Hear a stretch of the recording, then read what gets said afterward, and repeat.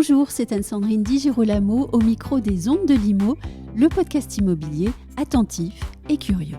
De quoi parle-t-on lorsqu'on évoque un objectif de baisse des prix du logement neuf? Avec Benoît Mingui, directeur de la construction chez Nexity, on envisage un présent déjà chargé de recherche et d'innovation, un travail de refonte de la construction main dans la main avec les artisans et les entreprises du bâtiment, un entretien paisible qui prend le temps de poser les mots sur une question essentielle en cette période de crise grave du logement en France. Benoît Mingui, bonjour. Bonjour. Quand on parle de baisser les prix du logement neuf, de quoi parle-t-on ? Alors, on parle d'une part des coûts de construction, bien évidemment, également du prix du foncier, des coûts de conception, de tous les coûts qui environnent la construction. Donc, une vision long terme ou court terme ? Alors, on a un enjeu de très court terme, puisque effectivement, on est au cœur d'une situation de crise. De transition. Voilà. Est-ce que justement, une baisse des prix du logement pourrait aider ou en tout cas adoucir la violence de la crise du logement actuelle ? La crise, elle est là. La violence, on ne pourra pas l'adoucir.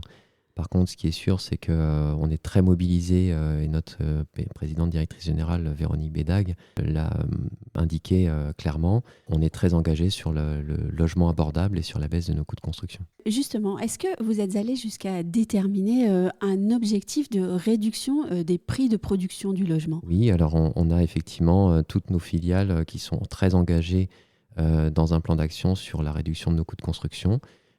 C'est quelque part la mobilisation générale chez Nexity. Est-ce que vous avez des exemples concrets à me donner sur ces axes de travail ? Oui, alors le premier axe, c'est effectivement la conception. On travaille avec notamment les architectes, avec toutes nos équipes et nos bureaux d'études pour avoir la conception la plus sobre possible, attractive mais sobre, avec effectivement ce qu'on appelle la conception bioclimatique, c'est-à-dire sobre en ressources. On a des bâtiments qui ont des coûts qui sont plus faibles et également une empreinte carbone qui est réduite. Et quand vous dites sobre en ressources, c'est aussi travailler sur les matériaux, les matières. Exactement, c'est travailler sur les orientations des bâtiments, sur les façades, les matériaux qui sont dans les bâtiments et puis les besoins en énergie de ces bâtiments. Et là, vous ne pouvez pas ne pas me donner un exemple d'un super matériau ou d'une bonne découverte pour vous ? En fait, c'est très dynamique, donc on a énormément de matériaux qui émergent aujourd'hui. Et sur la sobriété, en fait, elle est dans toutes nos constructions. On a notre mode constructif e-wood qui est très optimisé avec effectivement des matériaux qui ont été travaillés notamment avec du bois qui nous permet d'être très bas carbone et d'avoir des consommations d'énergie très faibles. La question suivante, vous vous en doutez, c'est celle de savoir si la sobriété de construction va pouvoir réduire et de façon tangible calculer le coût de construction. Oui. Donc on a évalué qu'effectivement quand on revient sur les fondamentaux de la construction, on réduit sensiblement le coût de construction des bâtiments. Et puis après l'autre levier, c'est le coût des matériaux eux-mêmes. Ils ont fortement évolué en hausse ces derniers temps. Et on attend effectivement, on voit des premiers signes précurseurs de réduction de coûts de ces matériaux. Et on espère que ces signes seront suivis d'une vraie réduction des coûts. Donc, deux leviers principaux, la conception bioclimatique et sobre en ressources, et puis d'un autre côté, les coûts de fourniture de la construction, c'est bien ça ? Vous disiez tout à l'heure que ces coûts de fourniture de la construction ont fortement augmenté, mais qu'on commence à voir les prémices de la décrue. Est-ce que le contexte international, qui ne s'est pas amélioré dernièrement, pourrait remettre en cause peut-être cette décrue possible ou pas ? Écoutez, on a vu effectivement le contexte international est perturbé depuis quelques années. On a vu les prix de l'énergie qui sont revenus quand même à des niveaux beaucoup plus raisonnables. Et puis les métaux, par exemple, qui sont également revenus à des niveaux qui sont plus proches de ce qu'on avait avant ces crises. Donc les sous-jacents sont bien redescendus. Et avec la baisse des volumes du secteur, on pense quand même qu'il y a il y aura certainement un réajustement des prix. Oui, donc de ce que vous dites, je comprends qu'il n'y a pas seulement le contexte international à prendre en compte, mais aussi peut-être un contexte national avec une crise de la construction et une baisse des volumes, c'est bien ça? Oui, tout à fait. Et puis ce contexte de baisse des volumes, il est aussi sensible dans d'autres pays d'Europe, voire du monde. Donc clairement, ça devrait impacter plutôt favorablement pour nous les prix de construction. Alors justement, si on revient sur le travail sur les prix de construction du logement, est-ce que chez Nexity, vous avez identifié des axes de travail plus efficaces que d'autres, ou en tout cas des axes prioritaires?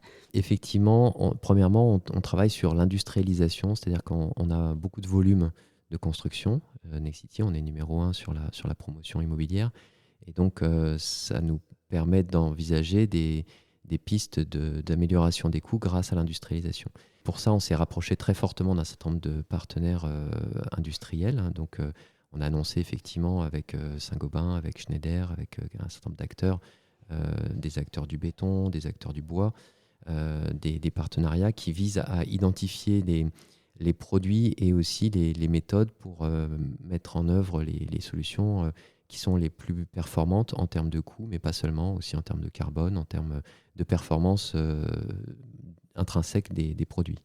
Ensuite, pour déployer ces solutions, on va miser aussi sur des grands programmes, comme le programme qu'on fait en commun avec Carrefour sur 76 sites, où effectivement, on a de l'ordre de 12 000 logements à déployer dans les prochaines années. Et donc ça nous permet effectivement d'avoir la profondeur de champ qui nous permettent de déployer ces solutions. Et puis ensuite, le troisième levier, c'est d'industrialiser même la façon dont on construit ces différents sites.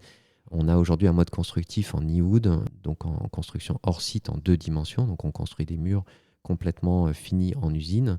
Là, on gagne de la productivité. Ça nous permet d'ailleurs d'avoir un mode constructif en bois, en très bas carbone, abordable.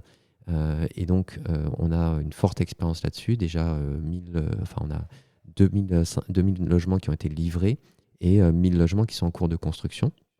Et là-dessus, on souhaite aller à l'étape suivante, qui est de construire en 3 dimensions, en construction hors site en 3 dimensions, donc avec des modules complètement terminés à l'intérieur, qui soient livrés sur le site de construction et qui soient déjà terminés une fois qu'ils sont livrés. Donc ça, c'est le partenariat avec l'entreprise Topat en Angleterre. Et moi, quand je vous écoute, je me dis qu'en fait, il ne faut pas hésiter à voir grand.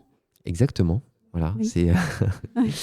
C'est l'un de nos enjeux, effectivement, c'est d'avoir un peu d'ambition. C'est ce que permet peut-être aussi cette période, c'est-à-dire qu'on a des solutions qui sont peut-être qu'on peut se permettre plus d'envisager du fait que on a cette crise et donc une urgence à trouver des solutions pour pouvoir répondre à cette crise. Et si je reviens à cet exemple de Carrefour qui dit beaucoup de choses en fait, c'est que j'ai l'impression parfois que dans notre monde actuel, on cherche à voir petit. Dans ce pays où il y a un vrai enjeu d'industrialisation, il faut peut-être aussi revoir le logiciel et puis oser engager de grandes choses. Alors, je dirais qu'il faut voir les deux. C'est-à-dire que, effectivement, je pense que c'est important d'avoir cette vision, cette profondeur de vision pour pouvoir justement lancer des actions qui permettent d'avoir des perspectives sur nos coûts de construction, sur la qualité de ce qu'on va pouvoir proposer à nos clients, sur la performance carbone.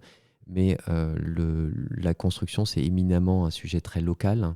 Et donc, bien évidemment, il faut être en mesure de s'adapter localement, de proposer des produits qui répondent aux attentes en termes de typologie de produits, en termes d'architecture, en termes d'insertion dans la ville localement. Et puis, un de nos enjeux, c'est aussi de construire sur l'existant.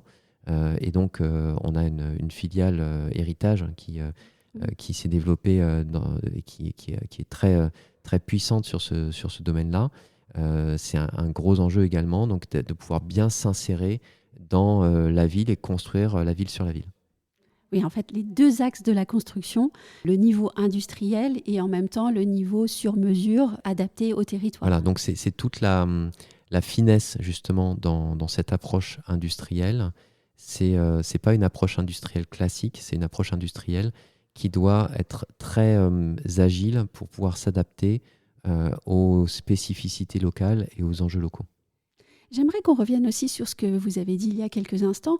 Les difficultés actuelles ouvrent aussi des possibilités que vous n'aviez peut-être pas envisagées aussi clairement que dans le passé. Exactement. Ça, c'est un point très positif. Oui, tout à fait. Alors, je pense que l'ensemble des acteurs de la chaîne de la construction sont conscients aujourd'hui il faut qu'on trouve des solutions qui sont différentes de ce qu'on faisait auparavant, puisque le contexte est vraiment très différent, a vraiment changé. Et donc, c'est un contexte qui est très exigeant pour le secteur et qui, je trouve, la vertu qui pousse les acteurs à se mettre ensemble pour trouver des solutions. Trouver des solutions, ce qui ne veut pas dire baisser l'exigence aussi, le niveau d'exigence. Est-ce que vous avez des exemples ? Aujourd'hui, par exemple, on a clairement des attentes de décarbonation qui nécessitent, dans certains cas, des investissements, et alors même qu'on doit réduire nos coûts.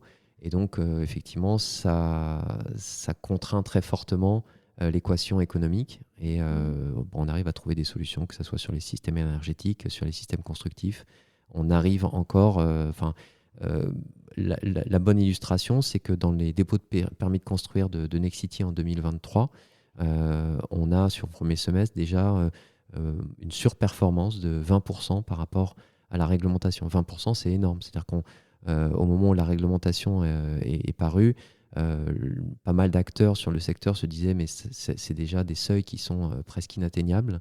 Et aujourd'hui, à Nexity, on est capable de dire nos produits qu'on a déposés en dépôt de permis de construire en 2023, ils sont de 20% mieux disants que la réglementation. Il y a un certain jeu intellectuel assez jouissif derrière ça, puisqu'en fait, on dit à la norme, eh bien ok, tu es sévère, mais chiche, tu vas voir, je vais gagner. Voilà, exactement. On s'est dit, en fait, Nexity étant leader du bas carbone, puisqu'on est pour la 5e année numéro 1 BBCA, donc on s'est imposé quelque part de rester en pointe sur ce sujet-là. Et donc notre présidente a pris une orientation et une stratégie vraiment de surperformer cette réglementation et de rester en pointe. Et donc c'est vrai que c'est très intéressant, très, très riche, c'est même excitant de trouver avec nos partenaires des solutions et d'arriver non, il ne s'agit pas juste de trouver des solutions, mais aussi de les mettre en œuvre sur nos programmes. Et c'est toute cette chaîne qui est vraiment passionnante. Comment est-ce que vous embarquez les entreprises de travaux dans cette période de transition ?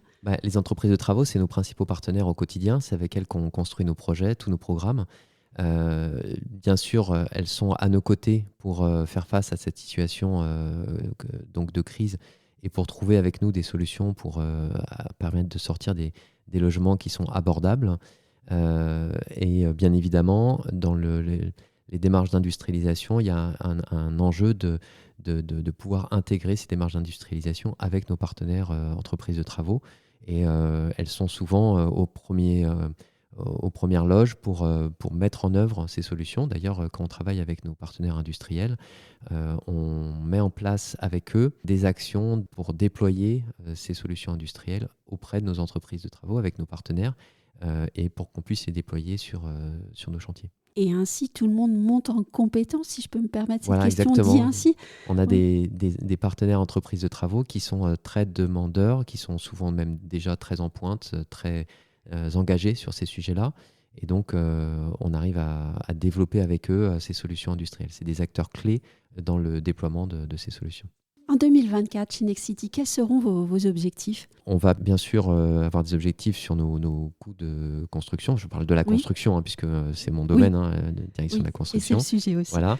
On va aussi avoir bien évidemment des objectifs sur le carbone, puisque on prépare d'une part dans le cadre de notre trajectoire, d'autre part dans le cadre des évolutions de réglementation, puisqu'on a des seuils qui sont plus exigeants en 2025.